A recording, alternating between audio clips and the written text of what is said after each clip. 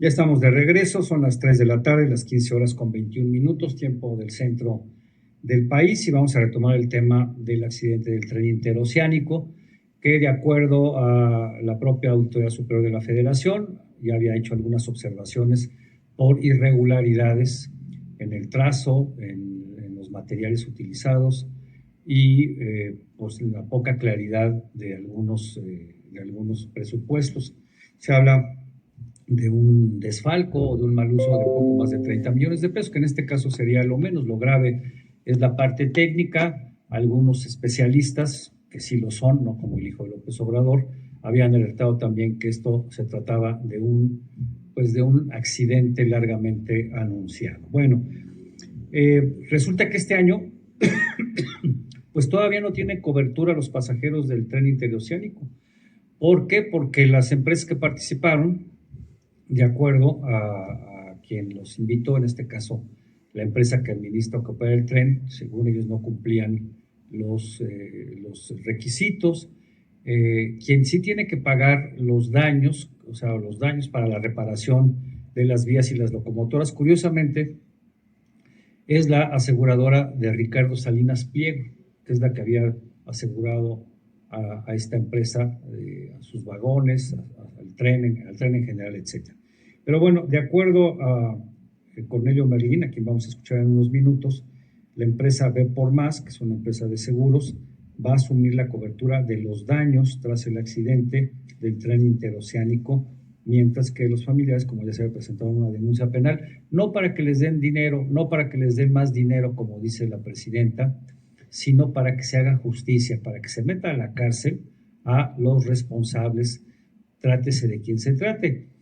Si esto fuera cierto, si esto se concreta, pues podríamos creer en la acción y en la responsabilidad de Ernestina Godoy, la actual fiscal, pero pues yo dudo que esto vaya a llegar hasta sus últimas consecuencias. Vamos contigo, Cornelio. Les doy a conocer que B por Más es la empresa aseguradora que se hará cargo de cubrir los daños tras el accidente del tren interoceánico. Y bueno, hay que aclarar que hasta el momento las familias de las personas fallecidas no han recibido la más mínima interacción con esta aseguradora y solamente han recibido los 30,000 pesos que indicó la presidenta de la República, así como a los familiares de las personas heridas. B por Más se trata de la empresa aseguradora que mantenía un contrato vigente al momento del descarrilamiento del tren interoceánico, que dejó como saldo 14 muertos y casi 100 heridos. Pero hay que señalar que este seguro pues perdió vigencia a partir de las 0 horas del 1 de enero del 2026. Y en relación a esto, hay que aumentar ahora que, pues bueno, la denuncia ante la Fiscalía General de la República, esta denuncia ante la Fiscalía General de la República contra constructoras, contratistas y funcionarios responsables del interoceánico, pues confirmará la corrupción de la nueva mafia del poder. El abogado Adrián Arellano presentó la querella por el delito de lesiones, abuso de autoridad y ejercicio abusivo de funciones contra Comsa Infraestructura, el grupo constructor Diamante, Dani Ferrotols y servidores públicos. La auditoría, hay que recordar que la Auditoría Superior de la Federación documentó entre 2019 y 2023 errores graves en la planeación, cálculos deficientes y falta de supervisión técnica en la construcción de la línea Z donde ocurrió el accidente. Además de que expertos detectaron desde el 2020 el trazo de las vías presentaba curvaturas y pendientes muy elevadas para la operación segura de un tren de pasajeros, lo cual pudo ser un factor que contribuyera al descarrilamiento. El ingeniero ferroviario británico Gareth Dennis advirtió previamente que los trenes usados, modelos HST adquiridos en Reino Unido, operarían sobre vías en condiciones inadecuadas, lo que incrementaba los riesgos de accidentes. Y el ingeniero civil Eduardo Ramírez Cato ha explicado que factores como la topografía del terreno y las curvas pronunciadas requieren un mantenimiento y velocidades específicas que, de no respetarse, pues pueden provocar la salida de un vagón de las vías. Se ha puesto pues de manifiesto que el mantenimiento preventivo de los trenes y la infraestructura son fundamentales antes de cada salida para evitar fallas mecánicas o problemas con los frenos, lo cual quedó en entredicho tras este lamentable suceso el pasado 28 de diciembre y del cual pues no sigue habiendo medicamentos, las familias no saben hasta el momento nada del seguro de vida y las familias de los lesionados pues ya recibieron sus 30,000 pesos y de ahí no han sabido nada más, a pesar de que el gobierno federal sigue manejando que están pendientes y prácticamente viviendo con los familiares de los fallecidos y los heridos, así como el gobierno del estado, que recientemente en su conferencia el gobernador del estado y sobre todo el secretario general de gobierno, Jesús Romero López, manifestó que prácticamente están pegados allá en el istmo de Tehuantepec, en los hospitales, los delegados de paz, prácticamente están viviendo con los familiares de los fallecidos y de los heridos, situación que la realidad es totalmente diferente. Informa Cornelio Merlín Cruz. Pues ahí tiene usted un detalle de todo lo que pasó y todo lo que se había dicho y por qué no hicieron caso ni los marinos ni las empresas constructoras. Sobre esto, Ricardo Anaya, el senador coordinador de la bancada del PAN, habló también sobre este tema y criticó a López Obrador porque ahí sí salió López Obrador a defender a su amigo Maduro, ¿no? Par de tranzas, par de ratas, pero cuando dijo algo de la crisis de los venezolanos, de los violados, de los secuestrados, de los presos políticos, ahí sí nunca dijo nada. Cuando dijo algo de los muertos en Oaxaca, tampoco salió. Cuando se fue a reunir con las víctimas de Otis en Acapulco, pues nunca.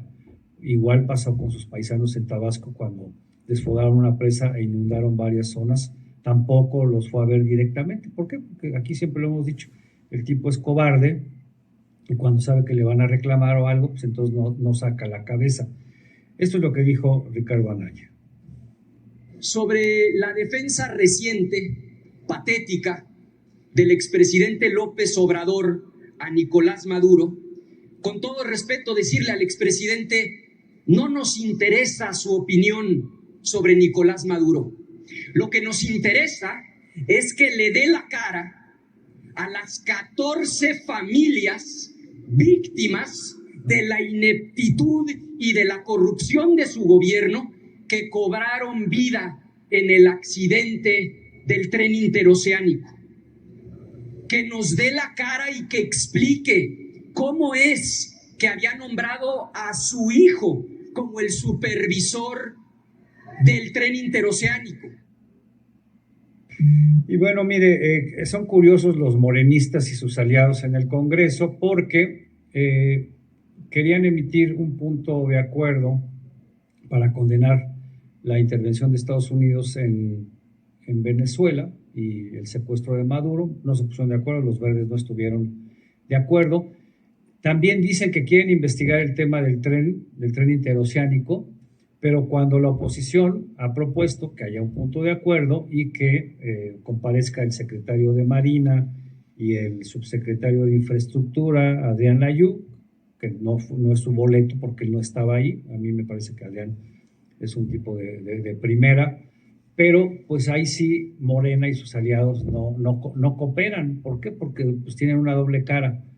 Según ellos quieren que se esclarezca todo esto, pero por otro lado no quieren que nadie comparezca o que realmente se investigue. Vamos ahora con la encargada de comunicación digital de Morena en el Congreso Capitalino, Adriana Marín, quien dijo lo que usted va a escuchar, después dijo que no lo dijo o que lo sacaron de contexto. No, nadie lo sacó de contexto. Ahí están sus declaraciones en las que dice que el narco es uno de los principales empleadores a nivel nacional, sus datos tendrá, pero como esto echa por tierra el discurso oficial de Morena y de la presidenta de que los narcos no controlan territorios, ni la economía, ni nada, bueno, pues por eso la señora se desdijo, pero pues aquí están las evidencias. Es Adriana Marín. Explícame cómo estás pidiendo paz. O sea, ¿cuál que se acabe el pacto con el narco. El narcotráfico es uno de los mayores, el narcotráfico es uno de los mayores, de los principales empleadores a nivel nacional. Reclutan alrededor de 160,000 a 185,000 personas. Y en realidad se necesitan 350 personas más a la semana para justamente cubrir las personas que son detenidas o asesinadas. Entonces que siga el crimen organizado porque el gobierno no les puede dar empleos. No pongas palabras en mi boca. Me refiero a que es complejo atender la situación del narcotráfico porque no solo tiene ayuda por parte de los Estados Unidos, sino que también genera empleo que muchos privados, que el Estado tampoco se ha encargado de generar. Y entonces, ¿qué vas a hacer con esas personas a las cuales les prometieron dinero y fama, que igualmente no tienen ningún tipo de esperanza en algún momento porque el sistema ha generado que no tengan esperanza? Por eso entonces el Estado le falló y entonces que puedan seguir el crimen organizado. Es el sistema también. Es grave lo que estás diciendo. Está diciendo que como la iniciativa privada no puede suplir los empleos que da el crimen organizado, entonces no podemos terminar con el crimen. Yo no dije eso, solo dije que es una realidad. A todos los que nos están viendo, denle rewind a debate para que vean lo que dijo. Pero bueno. Caray, pues cuando uno oye este tipo de declaraciones, lo menos que podemos decir es que es muy tontita, muy ignorante.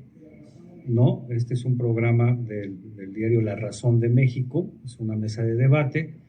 Dijo lo que dijo, luego se dio cuenta que la regó, luego le echó la culpa a Estados Unidos diciendo que los narcos tienen aquí el apoyo de Estados Unidos, cuando pues el apoyo que tienen es de los compradores en Estados Unidos, que son los que tienen la mayor demanda.